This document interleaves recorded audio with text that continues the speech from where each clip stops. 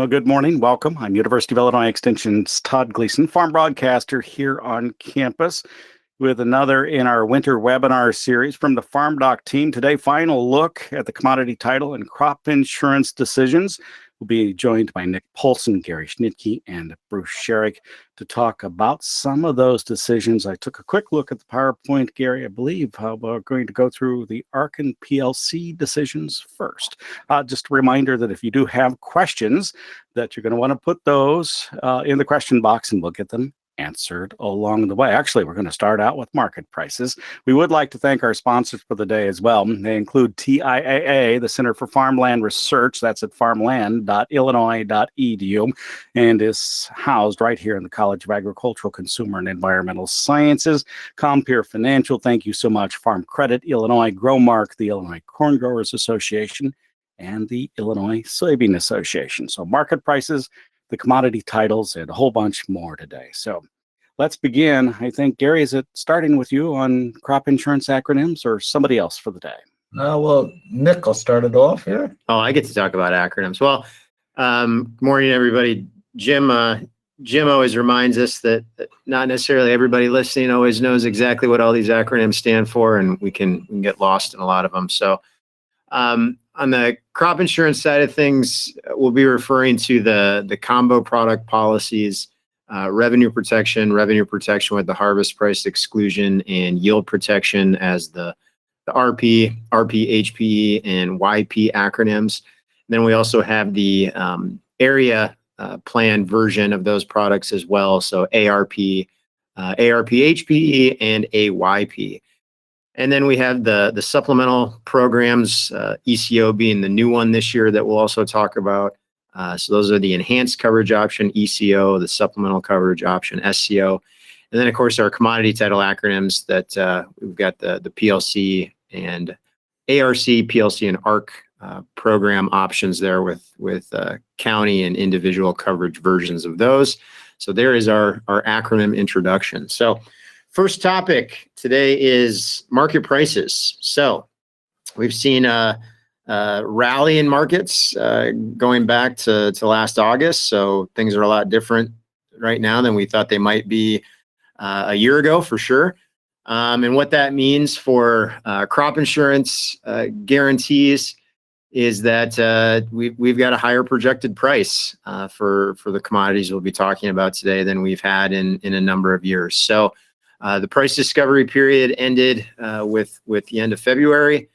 So on Monday, the projected price for corn was announced at $4.58 per bushel. Again, that's the highest we've had since 2014. Compare that with the projected price last year of $3.88. And if you're looking at a 200 bushel APH yield, you can see that that's over $100 difference in the level of revenue that you might guarantee with an 80% coverage level. So significant increase in the guarantees that you can get at different coverage levels with crop insurance because of the price side. The other factor that's at play here, and we'll talk about how premiums are higher this year. The other factor beyond prices driving that is we're also seeing higher volatility factors. So the last 3 years, we've been around 15% or right at 15% for corn. This year, it's at 23%. Again, levels we haven't seen since we were back in the high price era, 2012, 2013. And then that volatility measure is a measure of the possible prices we might expect, the variation we might expect around that 458 average. And so with higher volatility comes more potential variability, and that's also going to drive an increased cost to insure across the particularly for the revenue products that cover price risk as well.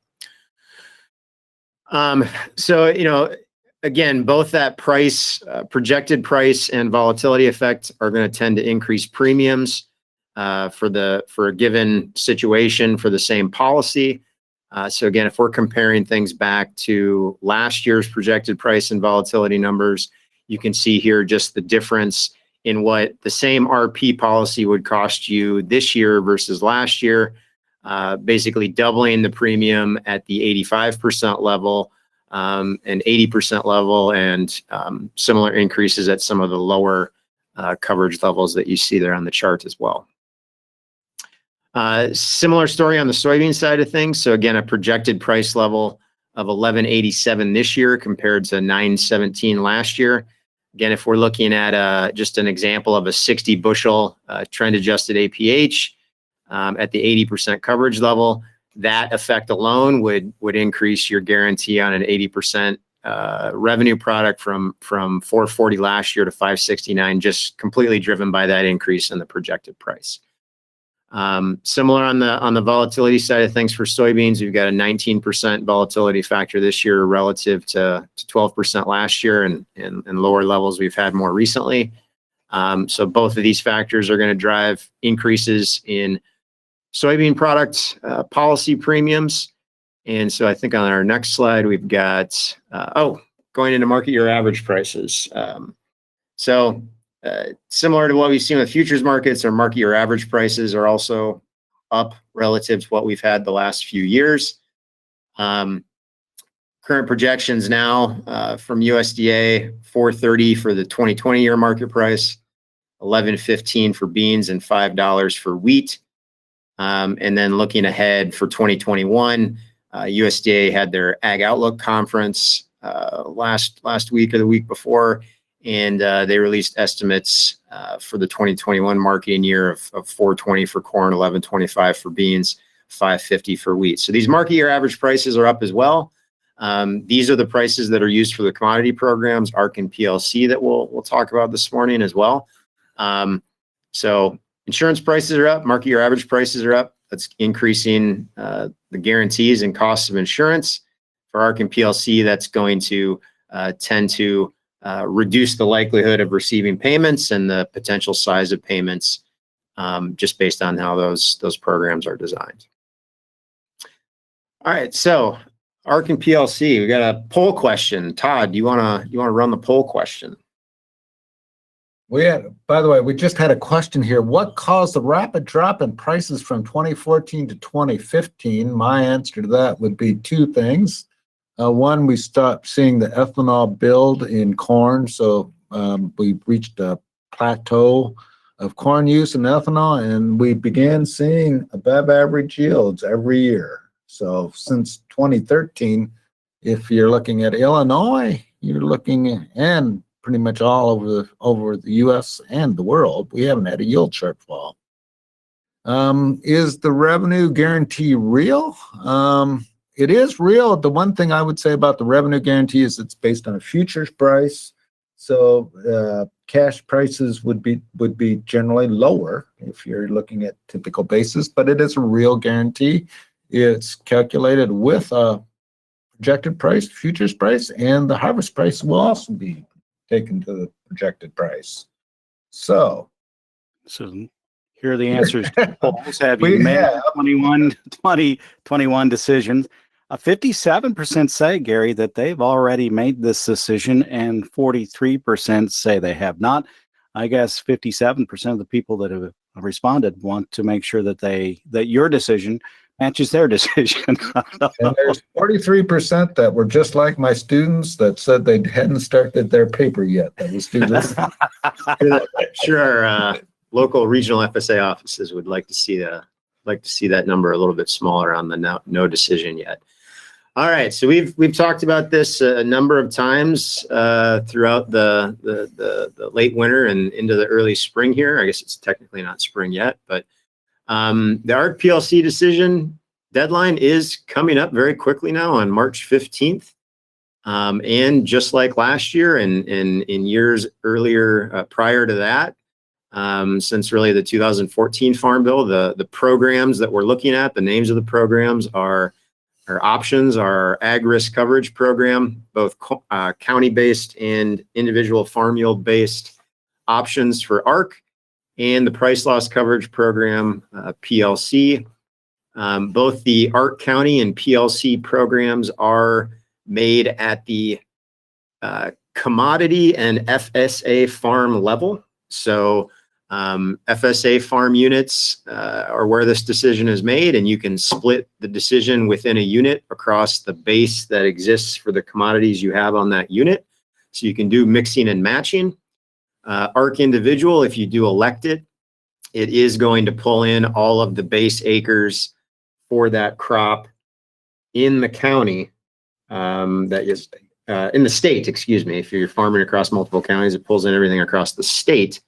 All the acres in base in that crop. So ARC individuals, more of a crop level decision, whereas we've got the FSA unit and crop mix that provides some flexibility with ARC County and PLC.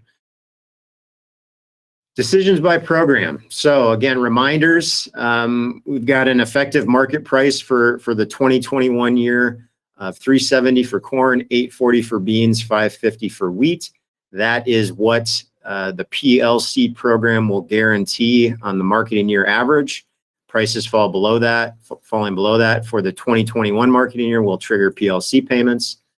On the ARC side of things, it's obviously a revenue program, so you're going to have a county and or a farm yield involved in calculations. But on the price side, the benchmark price that goes into the revenue guarantee calculation for your ARC program is going to be $3.70 for corn, $5.50 for wheat, same as the reference prices, effective reference prices, and then soybeans, it's $8.95, slightly above the effective PLC reference price.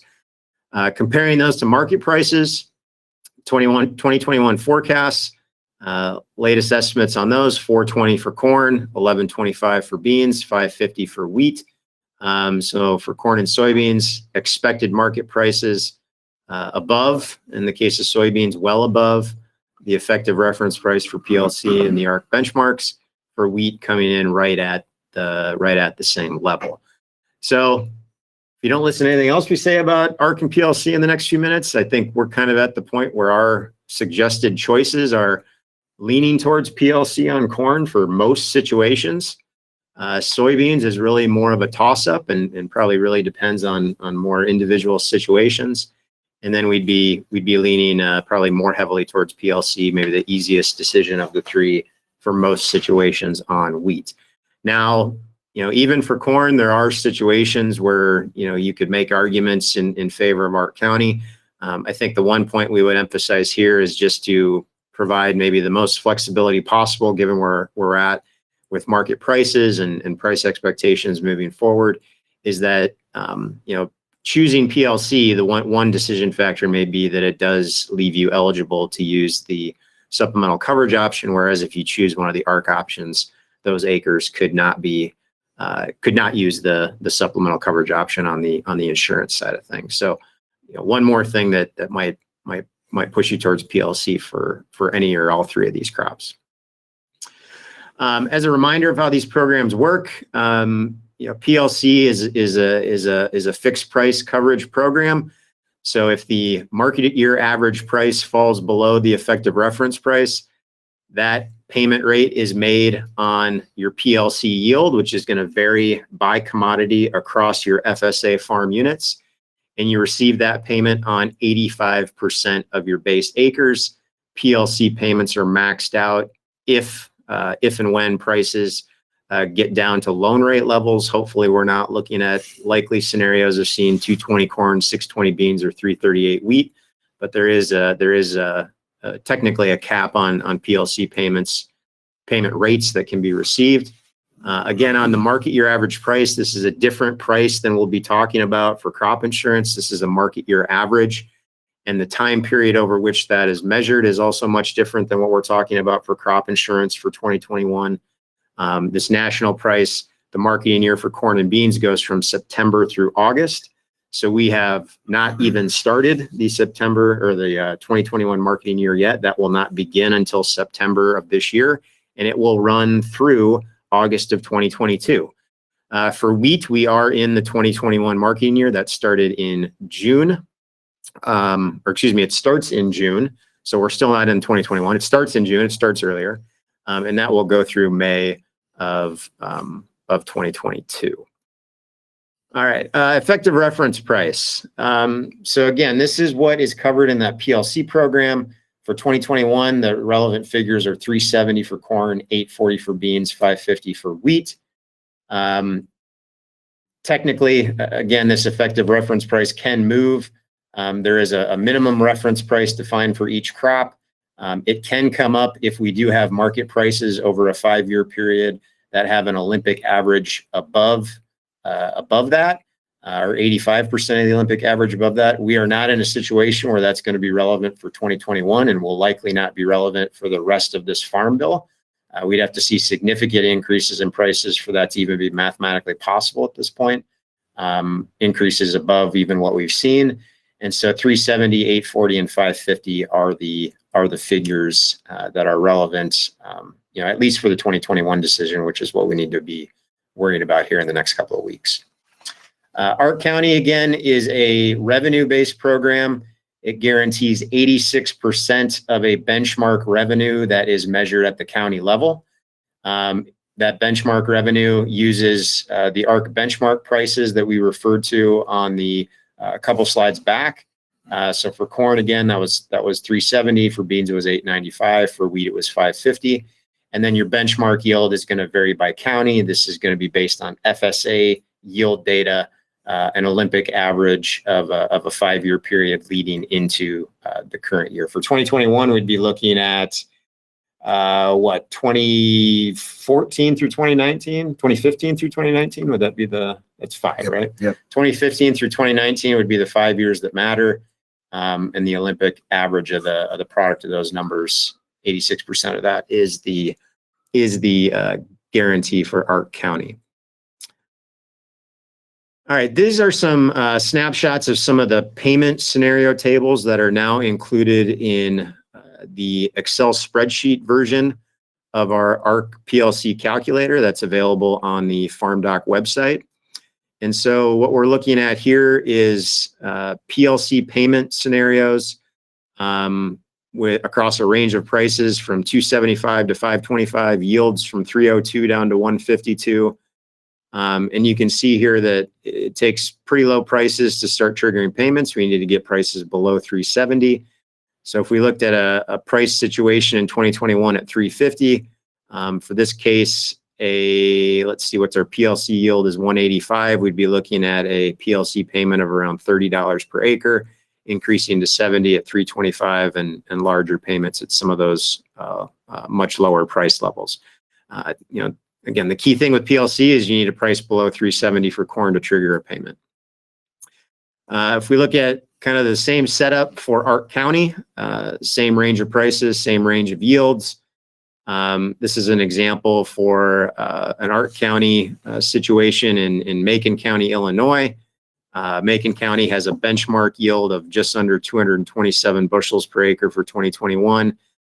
Couple that with the benchmark price at 370 gives you a guarantee of just under $722 of revenue. Here we see kind of a different range of payment scenarios. So there could be payments triggered at prices even exceeding $4 if we see very low yields in the county, or obviously a combination of low yields and prices. We'd be looking at payments as high as $71 per acre, which is where the payment cap is hit for Ark County in Macon County. And then here we're kind of putting the two comparisons together. So the areas in red are, I guess, the types of situations where you might see Ark County trigger a larger payment than PLC. So kind of in that range of prices from 325 upwards of 450, but relatively low yields relative to what we'd expect on average in Macon County. Those are the combination of price and yield outcomes where Ark County might trigger a larger payment. All right, and then we've also wanted to highlight some of the results from the web-based stochastic calculator that we also provide to compare Ark County and PLC. And so this is another tool that's available through either the FarmDoc or FarmDoc Daily site. And you can do some analysis here. It's got actual payments that were received for 2019, projections still for 2020 because we're not done with the marketing year yet, and we don't have final yields, and then projections for 2021. So here again, if we're looking at Macon County, we've got expected payment levels slightly larger for PLC for corn in this case, and the likelihood of payments there, you can interpret those as there's maybe a 1 in 3 chance of a PLC payment being triggered for PLC this year. That meaning a 1 in 3 chance of seeing a marketing year average price below that 370 level, or maybe a 1 in 10 or a little bit better than 1 in 10 chance of a price and yield combination that would trigger an Ark County payment. Soybeans, it's, we've got a market year average price projected well above the effective reference price.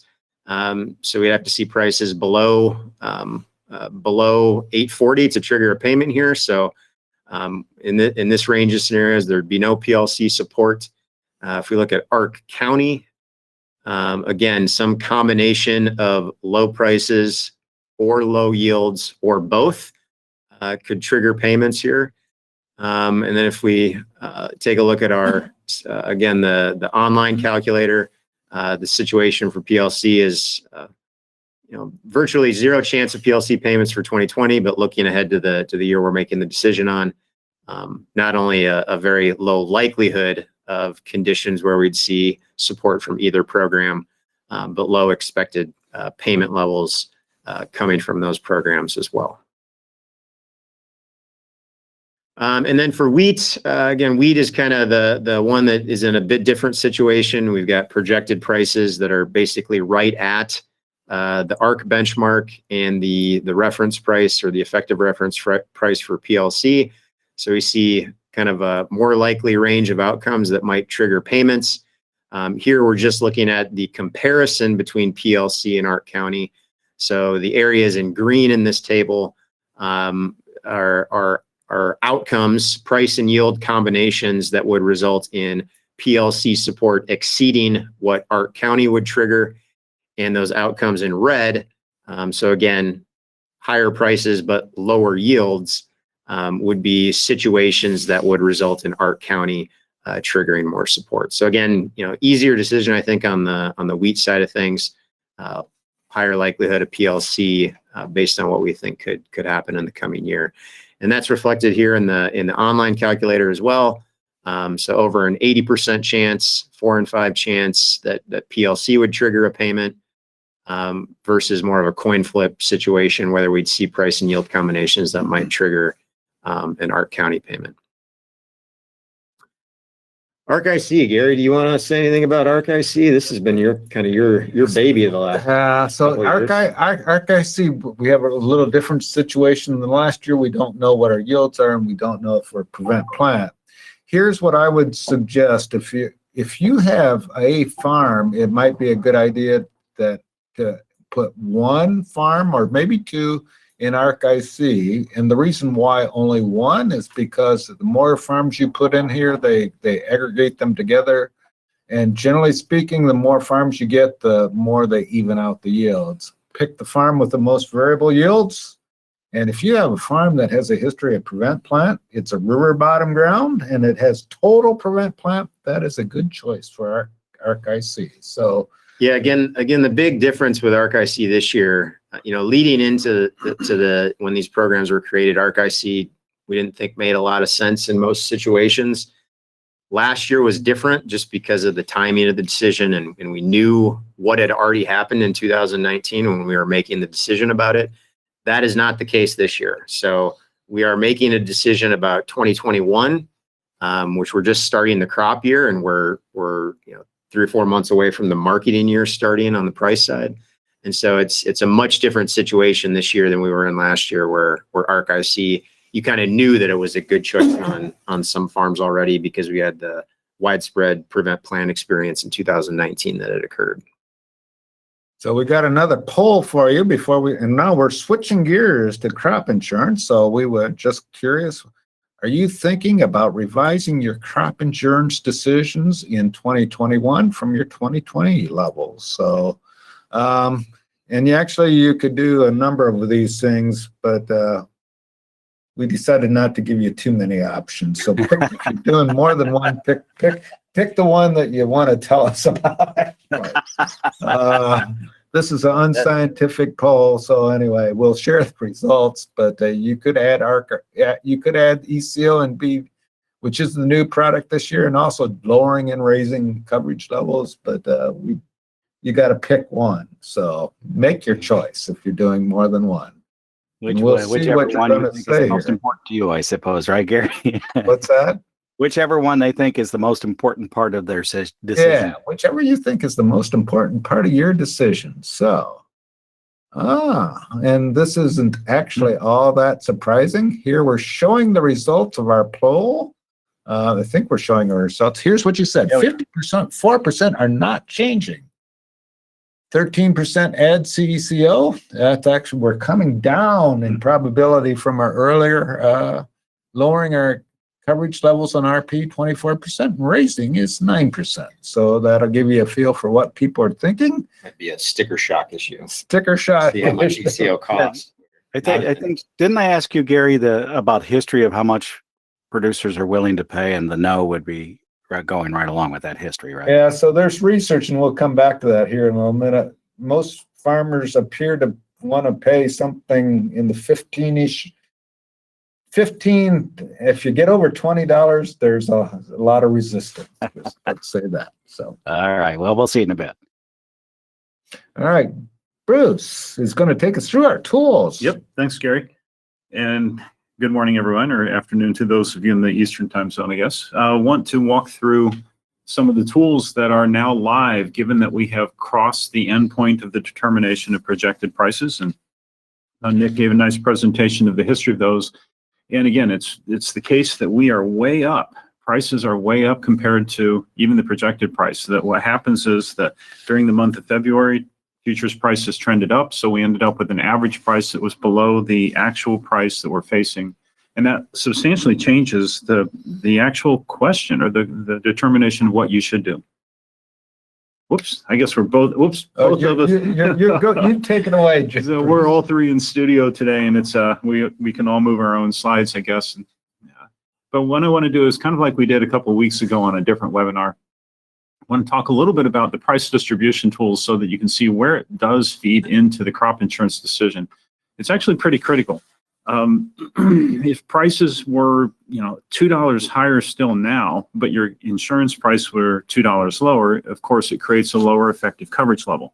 But you're really getting a lot of insurance for that, a lot of money. So we're kind of try to demystify this question about what to do. That prices are really high, volatilities are really high, but coverage values are also really high.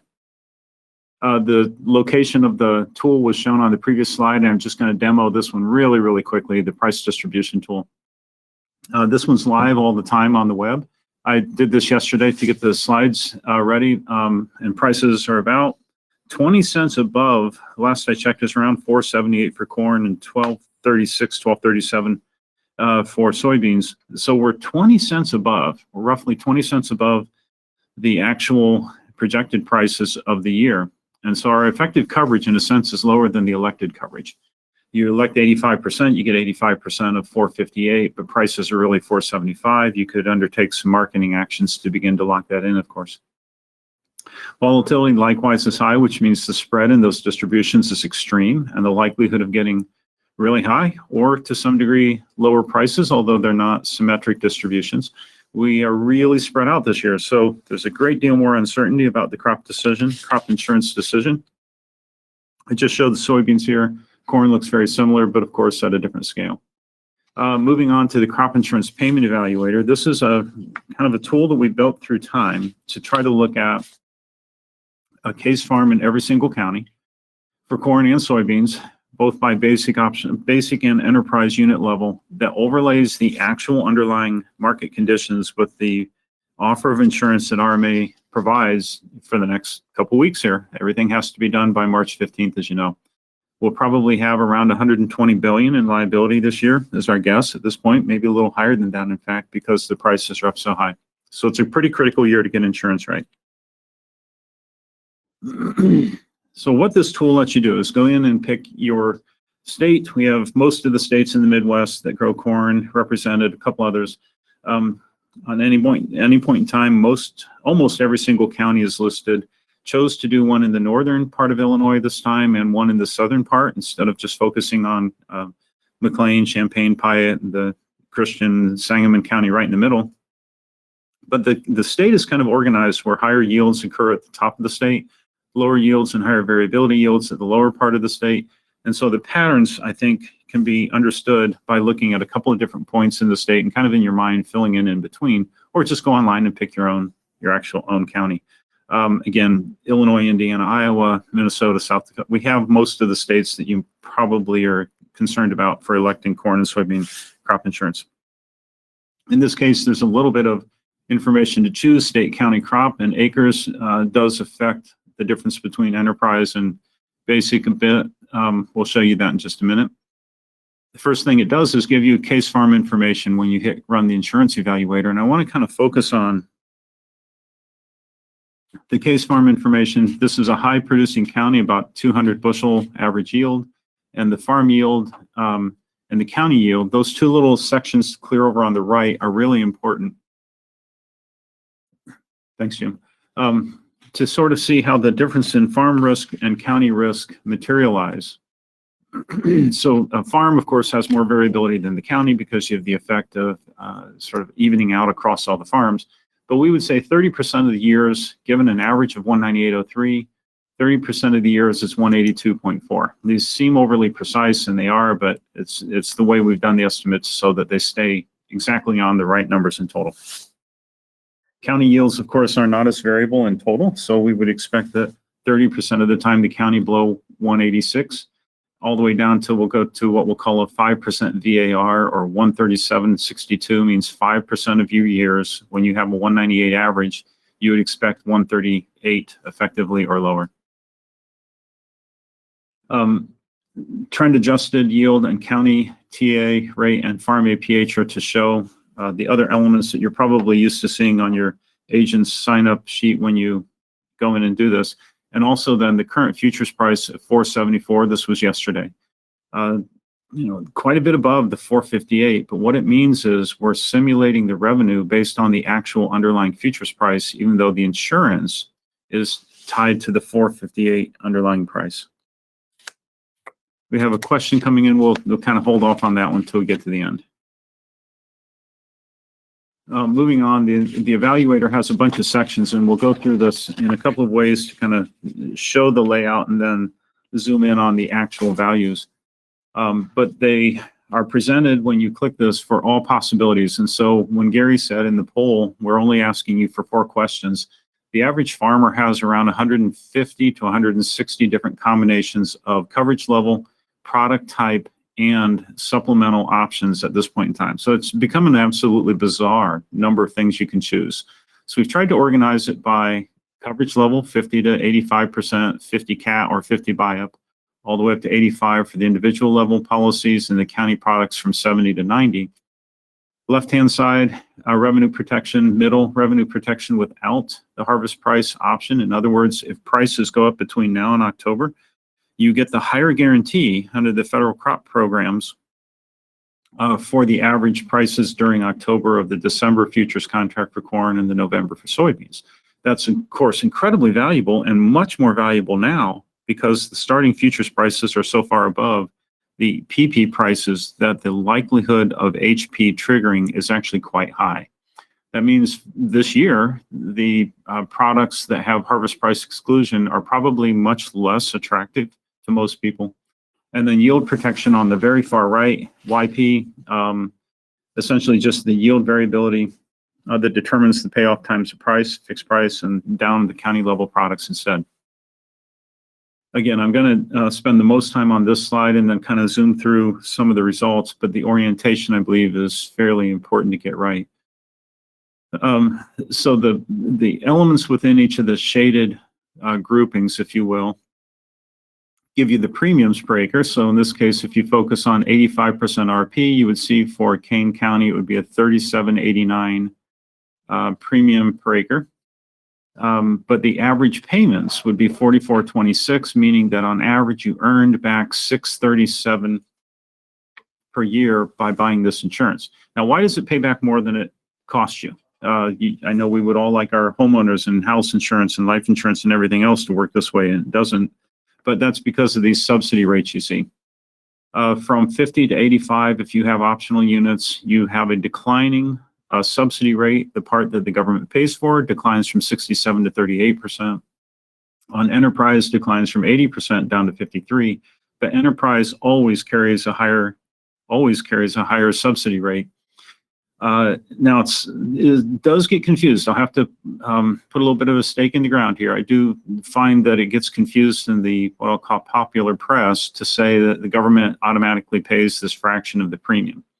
This is the subsidy rate, and if the loss rate, in other words, if it was sort of a mutualized insurance idea and the government paid back out exactly as much as it took in, then the subsidy rate would be a direct translation. But think about it this way. If I charged you twice as much for insurance as it was worth on average and then paid half your premium, you don't actually earn money. Vice versa, if I charge you less than it's worth and then subsidize your premium, the subsidy rate actually understates the effective subsidy. I know that's a lot to kind of take in, and we're all kind of drinking from the fire hose in this 2-week period. We got to make all these decisions. But generally, enterprise units will have a better performance financially just based on the higher subsidy rate, even though that does mitigate some of the volatility or the individual unit payments that you might get. Again, continuing across the columns, we have the premiums, the average payments, the payment frequency, net cost, and average gross revenue with insurance. That's an important one. The average gross revenue is with insurance. On average, how much would you get? And then we have to think about how variable it is around that value. So again, we'll go down and look at the actual outcomes here in a second. At this basic level of insurance, let's just focus in on this one. Let's focus on the 85% row again and just say $37 premium, $44 on average, and about 36% of the time you get a payment. And on average, it's $637 more than over all these simulated outcomes, with an average gross revenue of $860 per acre. Now, you might care whether that could go all the way down to $850 or up to $870, or if it could go down to 0 or up to $900. Again, thanks, Jim, helping us steer here while we're all on different devices. The question came in, how many years were used to get the data? The equivalent of millions, actually. So what we do is we fit to a continuous distribution using a fairly complex system. And it's not just an historic evaluation. This has to be recalibrated every year because the underlying price distribution changes every year, and the relationship between the PP, the projected price, and the starting price changes. There would not be any number of years in history that we could average across to get to these numbers. So it's a much larger scale effort than that. We run these in conjunction with the National Center for Supercomputing Applications, and do this in a complete, I think, as complete a way as possible. Moving on, I want to look at the county level products really quickly. One of the things you'll notice is they often pay back a lot more than the individual farm products. They pay about the same frequency, 1 in 3, 1 in 4 times, but the premiums are extremely high. And when they pay a lot of money, but they don't always pay in the year that you need the revenue. So the way they work, you could have a terrible year, but your county would have a good year and you don't get paid. Or your county can have a bad year, but you happen to be in the corner of the county that got the rain or have good land in a certain way, and you didn't need the payment. So they pay more on average, and we've discovered this through time, and it's true, but they don't necessarily have much correlation to the actual revenue that you're trying to insure. So depending on your risk tolerance, they may or may not make sense. Moving on, just flipping over to enterprise, I want to look at this one now because this is kind of the one I like to focus on anyhow. In this case, what you see is the premiums a bit less, the payments a little higher, and the net cost of insurance being negative is a good thing. That means it's paying you back more than you paid. And the average gross revenue is quite a bit higher as well. So, one of the things that we always say is anytime you bet against a farmer, you've admitted that you've lost already. Farmers already have figured out what the best coverage is through time, and highly focused on RP and at the higher coverage levels. The real question I think this year really is the kind of sticker shock, as Nick put it, whether or not the high prices dissuade you from the highest coverage level, highest sort of protection levels.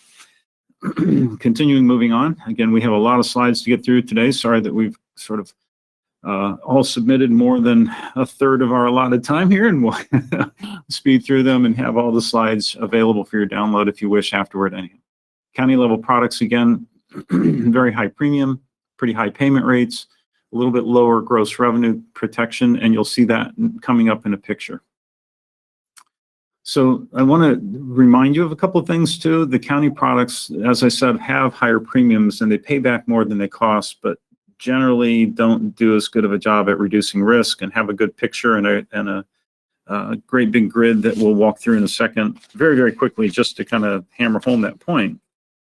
But sometimes you have to use them when you don't have good APH information, or if your APH you think is somewhat inconsistent with your actual yield risk because of changing footprints of your farming operation through time and changing control or lease structures through time.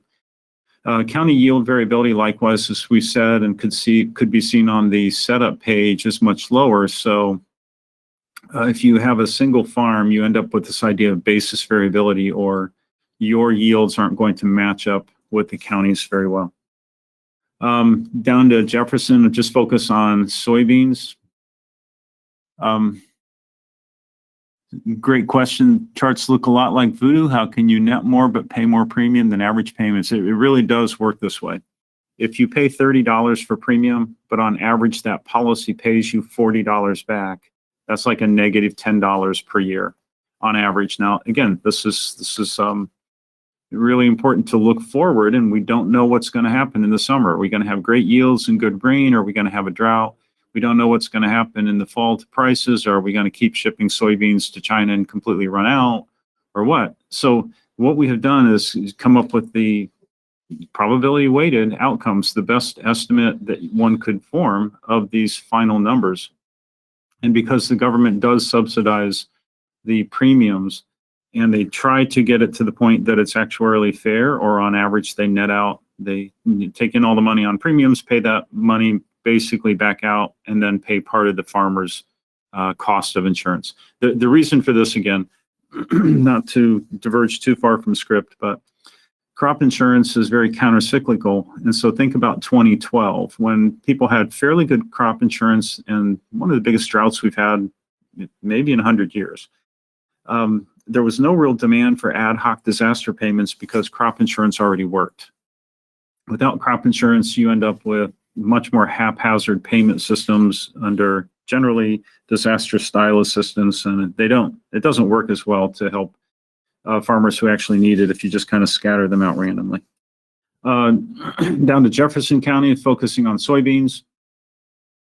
Premium rates in the South, premium rates, by the way, not necessarily premiums, but premium rates are the fraction of the liability that you guaranteed that you have to pay as the premium, go up where the county yields are more variable. And if the county yields are lower but more variable, the premium rate can be higher, but the premiums adjust down for the amount of coverage you get. So again, in this case, farm in Jefferson County, we have about a 43 bushel average yield. Prices $12.23 yesterday, again, up a little bit today, pretty good actually today. So the expected revenue is even climbing further still. But the farm yield and county yield risk, you can see the differences are not as great in soybeans because they start at lower numbers, and the actual variability as a fraction of the mean is not as great as it is with corn. Moving into the county level products, we'll just skip right down to the answer. You see in this particular county, soybean insurance, of course, farmers have proven that they're incredibly smart, don't tend to buy it as high of a coverage level. The net cost of insurance in these cases is a little bit positive, not too much. We'll get the, we'll go to the line graphs in just a second. So thank you.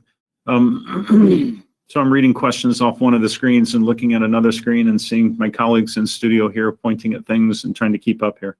The 488, 491, higher insurance in this case actually doesn't result in the highest expected gross revenue. And again, if we see anything, we see that election levels for soybeans do tend to be a little bit lower. So again, these are outcomes that we think are incredibly predictable. So enterprise pays a little bit better. You'll see those are negative numbers. And again, negative cost for net cost per acre, we might take a while to make sure that that feels natural, that a negative number is a good thing. It just means it's paying you back more than you spent. Your payments on average are higher than your premiums on average. Again, these are all available online, so you can kind of go through these for your own situation. Just wanted to give kind of an orienting, high-level flyby on all the elements that you'll discover when you get into that. Again, just to compare revenue risk, we have two ways of doing this. We have a big grid that we can look up the probability of being at or below a certain revenue level, or coming up, I'll switch straight to the graphs because I think they're a bit more intuitive once you see how they work to understand which provide the best risk protection. So on this one, we're going back up to Kane County, corn, and the graph at the bottom is really critical to understand. What we want is more revenue. More revenue occurs to the right. What we want is a higher probability of getting to that revenue. So I'm going to focus on the blue line first, which is no insurance. And what we've done is summarized all of the risk reduction sort of features of the different insurance products and put them on a single graph. So the blue line, no insurance, says that look at the 10% probability line on the left. 10% of the time, you're going to end up with less than $575 of revenue. And that's about right. And 50% of the time, you're going to end up with about $820. So you can just kind of look at the probability of times, work across horizontally till you hit the blue, and you'll see that every now and then you just have a disaster. A 1 in 100 or a 10 in 100 or a 5 in 100 is down in the 400s. That's a real bad outcome. And then if you put insurance, what happens is the ones that pay back more push your revenue to the right. So the probabilities that move to the right are a good thing. But you also want to cut off as much of the lower tail as possible. So RP85 and RPHPE85 almost lie on top of each other, you'll see. But it's the steepest graph that kind of cuts off the tail risk. The easy way to think about this is to say, with this insurance, no insurance would have at this target revenue, I typed in 670, 671, rounded to on the graph because it snaps to the grid on the graph. So 671, without insurance at all, 21% of the time you would end up with a revenue below that. So 1 in 5 times you'd be under 671. With RP, you have a 0 chance. There's the question about are these revenue guarantees real? Yes, they are. There's still some basis risk in the determination of your on-farm final revenue, but the government has never defaulted on an insurance product. And as you move further down the list here, with just YP or yield protection, about a little less than 1 in 5, 17%. With ARP 90, about a 1 in 20. ARP, HPO, and AYP, you see the different numbers. So the takeaway point really is that the RP insurance provides the best cutoff of the left-hand tail, or the reduction in catastrophic revenue risk of any of the products that are available. The last couple things, just to point out that the grid is also provided in number form, if you prefer that over the chart. Lower coverage levels may be less expensive, but they also provide a lot less protection. So one of the questions early on, are you going to drop your coverage because of price? Well, you get less, you kind of get what you pay for in insurance. If you do drop the coverage, you don't have as valuable protection. And county products are a whole lot less correlated with your own crop revenue. But if you simply don't care about the revenue you have in any given year, some folks use those because over the long run, they kind of mutualize their own products through time. Last points, and I'll hand it over to Gary. This is a strange year. Projected prices are quite a bit higher than they have been for quite a while. So we saw those graphs. The coverage that we get from crop insurance this year is substantially higher than it has been since about 2013, 2014 in many cases. But the price pattern that resulted in those higher averages was an increasing price during the month of February. So the actual starting prices that you are exposed to, the expected price you're going to get for a bushel of something you grow, is already above the insured level. About a 50% chance that HP will be higher or lower than the numbers we have now. Historically, we've discovered that futures prices are extremely good predictors on average. Excuse me. So we have a different starting point than just being able to point out the insurance value and say that's our guarantee. We have a marketing option to lock in higher prices now, and we have a much higher likelihood of the HP option embedded in RP style insurance to trigger. Sales closing date, March 15th. If we have a massive move in the futures prices between today and March 15th, soybeans, keep bouncing up and pulling back a little and bouncing around, but we're kind of moving around at this point now. I think if they don't come down, you're going to have a really good year for making a decision. Probably have to kind of squint a little bit and close your eyes and make the decision to pay more. But it's really good coverage this year. And then, of course, our final disclaimer, you always have to talk to a real qualified agent. We're not allowed to sell. And so we have a zero commission on all the advice we've given you today. So see a crop insurance agent before making your final decision. All right, we're going to do our last section, which talks about managing premiums. To do that, let's start out with a pro here. How much are you going to spend this year? This is what we're not asking you what you want to spend, but what you're willing to spend this year. And you could get something over in all these ranges. So if you would take our poll, and then we'll show you what are your alternatives. And we're going to show you some of the alternatives for northern and central Illinois here. Our poll has about we're getting close to the end here. So, all right, here's our poll results. And over 20% are over $30, 54% in the 25-ish range, 15%, 20% in the 15-ish range, and 7% less than 10. All right, so here we go.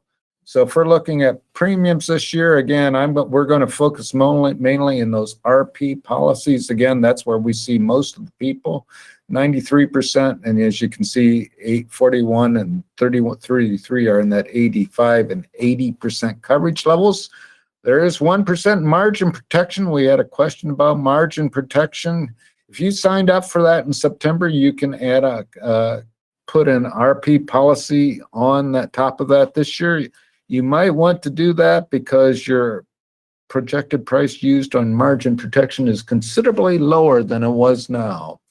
All right, so we again are going to focus on these RP policies, and you'll see in each one of these that we're going to look at RP policies and then add to it SCO and ECO. So an ECO is our new policy this year, and those ECO and SCO, you can add a county level coverage on top of the RP policy. If we add those policies up there, we are going to increase the cost. Now we're going to look at this from a central and northern Illinois perspective. You would have to be lowering coverage levels if you were in southern Illinois, probably about 10% to be talking about the same sort of items. We're looking at 25-ish per acre farmer premium, and you're using RP. You got three alternatives. RP at the enterprise level. If you add basic and optional units, you're going to add more to that cost. So we're looking at these. The examples we're showing are at enterprise levels. You can add SCO to it, 86 to 85%. And then you can also, option 3 for a 25-ish premium is to drop your coverage level from RP 85% to RP 80% and add ECO 90%. So those are your three for 25-ish. 15-ish will get you RP 80% at our price levels, and you can add SCO to that. And you're not concerned about premium, do it all. RP 85% SCO and ECO. We'll show you all those. Starting out first, 25-ish premium. And just to give you a feel, we're going to run this example in McLean County. 85% RP 2254 And again, this was with a 100-acre enterprise unit, 2254. That's 10 or so dollars higher than last year. We can add SCO, supplemental coverage option, 86% to the coverage level of the RP policy. And those premiums go up as you lower the RP policy because you're providing more county band there. So there's your total. And then we can add ECO on top of any of those. ECO 90 to 86% is 1093 and 95% to 86%. So ECO 95% to 86%, $29.20. And those will change with your APH yield, by the way, because the payout varies by APH yield. But you can add those to any of those policies. So let's go. Here, 25-ish premium. RP 85, it will provide a minimum guarantee of $7.79. You saw, and it will, over time for corn, have a net cost below zero. So you're over time, you will make money. You probably need a drought year for that to happen every now and then. There's a potential for a $4.28 per acre plant payment. And over time, premium payments will exceed the farmer pay premium, and you need a drought year. The cost of that, $23.54. All right, there's option one. Good option. And again, you'll pay 10 more for it. If you were happy with 85% last year, good place to be. You have $100 more in minimum guarantee. Option two adds SCO coverage to that for 86 to 85%, and we'll add $1.38 of premium to that.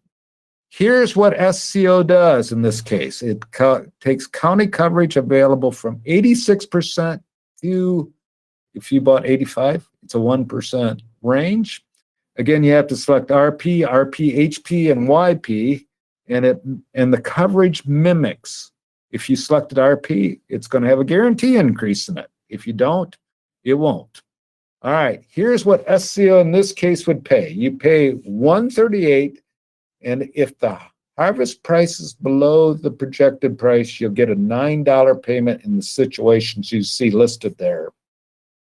You can get higher, and at a $5.50 price all the way over to the right-hand side of the screen, you could get $11 payment. Over time, we would expect 40% of the years to make payments. So 40%, and over time, you would expect to have an average payment of $347. And again, there's a 65% subsidy associated with SCO. So 138 gets you that coverage. So a little bit more coverage there, and over time, $2. All right. There was we talked about option one, added SCO. The other option that sort of gets you the 25-ish premium is to go RP 80. So we're lowering the RP product. We lower our minimum guarantee on our farm level from 778 to 733. We lower our potential prevent payment from 408 to 403. This is with the standard adjustment. Again, over time, premiums will exceed farmer pay premiums, need drought years to happen, and we'll have county coverage from 90 to 80%. So we'll get the county coverage, and our premium will be a bit higher, $28.76. And that would include their lowering our RP premium from $23.54 to $11, adding a SCO, which now goes up in cost to $651, and our ECO of $10.93. That gets us to this payout. This is for SCO. This is the SCO. $55 per acre is the maximum payment when we're below the projected price. Again, 40% of the time, you're paying $651, and you will get $16.37 on average. That's the SCO portion of it. Here's the ECO portion of it. 50% of the time, this ECO, we would estimate would make a payment, half the time not. 1093, expected payment of 1718. If you're looking at this compared to RP 85, this policy will probably pay more often, but it's and it will pay at a 90% county level, but you're getting county level coverage in that 90% to 80% band. All right, now let's go to 15%, 15-ish premium. You're going to be in an RP 80 situation in northern and central Illinois, and over time our premiums would be 1132. We can add SCO to it to get 1783, and that SCO is going to do the same thing it did in the other example, 1783. Again, adding SCO, you get you from 1132 to 1783. Unlimited budget, RP 85% plus SCO plus ECO 95. You get the maximum payment. Over time, we're going to see payments exceed that. And now you're going to get county coverage from 95 to 80%, and it's going to cost $54. So, and here's what ECO payments at 95% does. It has a maximum payment, in this case, of 85%.